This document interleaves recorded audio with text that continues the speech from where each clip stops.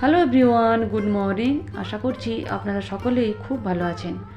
আমার আজকের আরও একটি নতুন ব্লগে আপনাদের অনেক অনেক স্বাগত। শুক্রবার সকাল এখন 9টা, বেলা অনেকটাই হয়েছে, তবে আমার কাজকর্মগুলো আজকে কিন্তু সব হয়ে গেছে। রানাইকে পড়ানো হয়ে গেছে, বাকি যে সমস্ত ঘরের কাজগুলো থাকে, বাসি কাজগুলো, সেগুলোও হয়ে গেছে। এমনকি ফ্রেশ হয়ে আজকে ঠাকুরকে ফুল জল দেওয়াও হয়ে গেছে। বাথরুমে বাসি জামা কাপড়গুলো কেচে রেখেছিলাম, সেগুলোই এখন মেলে দিচ্ছি। তা না হলে সেই অনেক বেলা পর্যন্ত বাথরুমেই জড়া করা থেকে যাবে। এই কাজটি আমার একটি অপছন্দের কাজ, যেটি হচ্ছে জামা কাপড় মেলা। ওই আমার বাথরুমে জড়া করা থেকেই যায়। অন্যদিন হলে কি হয়, সেই একেবারে বিকেলবেলা যখন স্নান করি 3টে সাড়ে 3টের সময়, তখন সব জামা কাপড়গুলো একসঙ্গে কেচে মেলি। তবে আজকে যেহেতু কাচা হয়ে গেছে, সেহেতু মেলেই দিলাম। সকালবেলা সব বাসনগুলো বার করেই দিয়েছিলাম। এখন ওই যে 2-4টে বাসন আরও হয়েছে, লিপসা রানাই ওরা সব মুড়ি খেলো, সেইগুলো নিয়ে একেবারে বাইরে এনে আর জল দিয়ে ভিজতে দিয়ে দিলাম। লিপসার যেহেতু সকালবেলা প্রাইভেট ছিল, সেই জন্য ওর বাবা ওর হাতে মাছ দিয়ে পাঠিয়েছে। 2 রকমের মাছ দিয়ে পাঠিয়েছে, ছোট ছোট বেশ সুন্দর মৌরলা মাছ। আর আজকে হবে সেই জন্য, মানে যাতে ঝোল করা যায় সেই জন্য একটু বড় মাছ। ছোট ছোট মাছগুলো এই খসখসে ঢালাইটাতে হালকা করে ঘষে আঁশগুলো ছাড়াতে বেশ সুবিধে হয়। আর এইখানটা একটু ছায়াও আছে, তো সেই জন্য এইখানটাতে মাছগুলো ঘষে ঘষে পরিষ্কার করে নিচ্ছি। মাছ পরিষ্কার করে মাছ ধুয়ে একেবারে নিয়ে চলে এসেছি।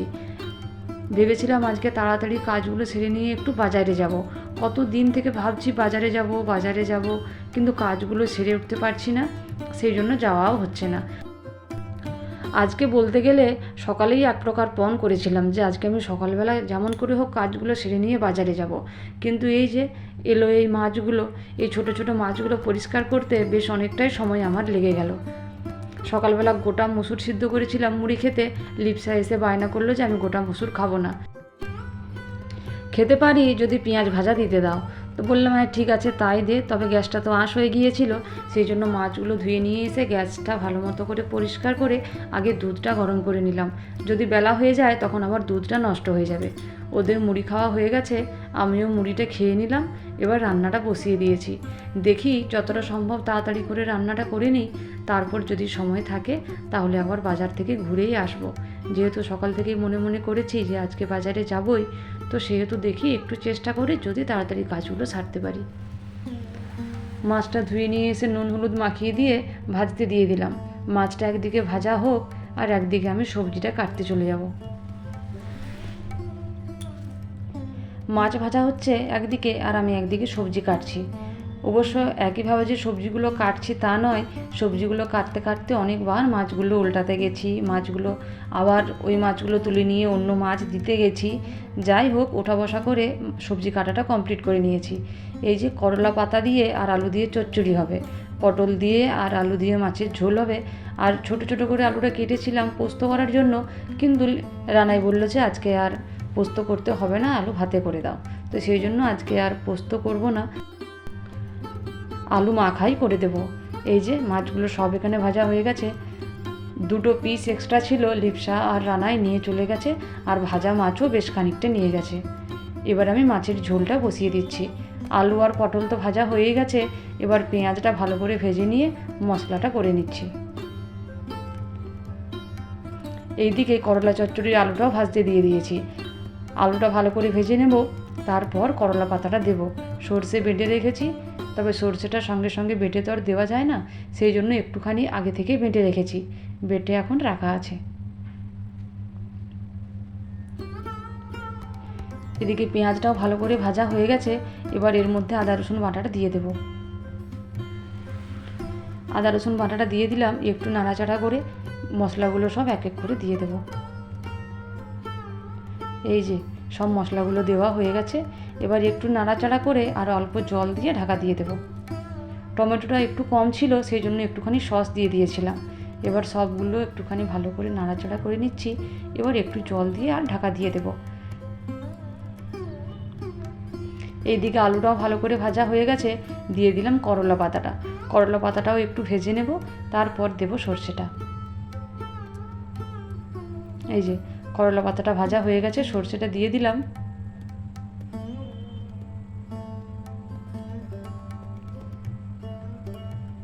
এই যে দিয়ে দিলাম নুন, দিয়ে দিলাম হলুদ গুঁড়ো, আর দিয়ে দিলাম অল্প লঙ্কার গুঁড়ো। এবার এটা একদিকে হতে থাকুক, আর একদিকে ওই আমি মাছের ঝোলটা করে নিই।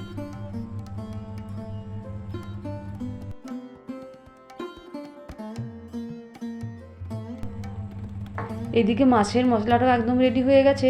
খুন্তি দিয়ে একটুখানি মশলাটা মেট করে নিয়ে পটল আলু ভাজাটা দিয়ে দেবো। পটল আলুর ভাজাটা একটু মশলাটার সঙ্গে কষিয়ে নিয়ে তারপর এর মধ্যে দিয়ে দেবো জল। জলটা দিয়ে দিলাম, তবে আজকে আর গরম জল দিইনি, যেহেতু দুটো ওভেনেই রান্না হচ্ছে, ওইদিকে করলা চচ্চড়ি হচ্ছে আর এইদিকে মাছের ঝোল হচ্ছে, সেই জন্য গরম জল করার আর সময় হয়নি, ওই জন্য ঠান্ডা জলই দিয়ে দিলাম। এদিকে করলা চচ্চড়ি একদম কমপ্লিট হয়ে গেছে। আর বেশি শুকনো করব না, এটা নামিয়ে রেখে দিলেই বাকি শুকনোটা হয়ে যাবে। এদিকে মাছের ঝোলও কমপ্লিট। তাড়াতাড়ি করে রান্নাটা করে নিয়ে চলে এসেছি ওপরে রেডি হওয়ার জন্য। প্রচণ্ড তাড়াতাড়ি রেডি হচ্ছি, কারণ প্রথমে যাব টেলারে, যদি যেতে বেশি দেরি হয় সে আবার বাড়ি চলে যাবে। সকালবেলা তো চুলটা আঁচড়েই ছিলাম, ওপরের দিয়ে আর একটু করে চিরুনটা শুধু বুলিয়ে নিলাম। আজকে আর শাড়ি পরিনি, একটা কুর্তি পরে নিয়েছি। প্রথমে টেলারে যাব, তারপর টেলার থেকে যাব একটু কাপড়ের দোকানে, সেখানে লিপসার আনায় ওদের একটা দুটো জিনিস কেনার আছে, আমারও আছে দু একটা জিনিস কেনার, তো সেখানেই যাব। কত দিন থেকে একটা ব্যাগের মধ্যে সব কিছু রেডি করে রেখেছি যে কী কী নিয়ে যেতে হবে, চুড়িদার, তারপর ব্লাউজ পিস, এই সমস্ত জিনিসগুলো রেডি করে রেখেছি যাতে ভুল না হয়ে যায়। তো চলুন একটু আপনাদেরকে দেখিয়ে নিই আজকে কী কী কাজ নিয়ে আমি যাচ্ছি।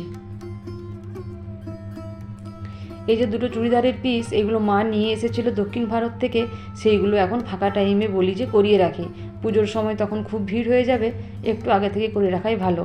এইটা আমার হচ্ছে 1 বছরের পুজোর শাড়ি, শাড়ির মানে লম্বাটা একটু কম, তো ব্লাউজ পিসটা কাটা হয়েছিল, পরার পর দেখছি ছোট ব্লাউজ পিসটা, তারপর জুড়ে দিয়েছি কিন্তু শাড়িটা ফেঁসে যাচ্ছে, সেই জন্য ওইটা ইন্টারলক করাতে হবে। আর এই যে এই জামাটা রানাইয়ের পৈতের সময় লিপসাকে কিনে দিয়েছিলাম, 1800 টাকা জামাটার দাম, কিন্তু হাতগুলো একেবারেই সরু সরু, হাতগুলো টাইট হচ্ছে, বলে দেখব যদি হাতগুলো একটু বাড়ানো যায়। আর এইগুলো হচ্ছে ব্লাউজ পিসগুলো, এই যে একটা ব্লাউজ পিস, কত দিন থেকে ব্লাউজ পিসগুলো আলমারিতে জমা হয়ে আছে, করাই হচ্ছে না। এই যে একটা ব্লাউজ পিস, তাই ভাবছি যে ব্লাউজ পিসগুলো এবার করিয়ে নিই, তা না হলে পরতে পারবো না। কয়েকদিন পরেই হচ্ছে আমার বোনপোর অন্নপ্রাশন, জ্যৈষ্ঠ মাসের 25 তারিখে, তখন আবার পরতে পারবো না, সেই জন্য ব্লাউজ পিসগুলো নিয়ে যাচ্ছি। এই লাল রঙের ব্লাউজ পিসটা কোনো ঠিক নেই, করাতেও পারি আবার নাও পারি, এখন সঙ্গে নিয়ে যাচ্ছি। সব কিছু নিয়ে আমি এখন নিচে চলে যাচ্ছি।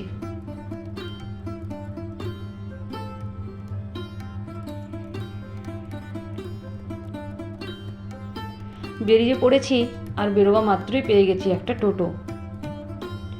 এখন বাজারে যাচ্ছি। বাজারে গিয়ে আর বাইরে কোনো ভিডিও করিনি, একেবারে এসে বাড়িতে ভিডিও করছি।